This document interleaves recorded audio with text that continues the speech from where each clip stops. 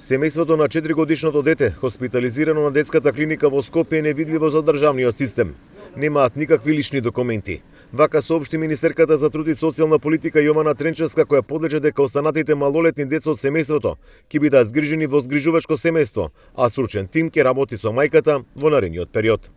Стручниот тим од Центарот за социјални работи ќе работи со мајката за јакнење на незините вештини за родителство, за да може по извесен период, штом Центарот утврди дека мајката ги има капацитетите да може да се грижи за децата, да и бидат вратени децата. До тогаш децата ќе бидат згрижени во згрижувачко семејство, каде што ќе им бидат обезбедени сите услови за нормално детство.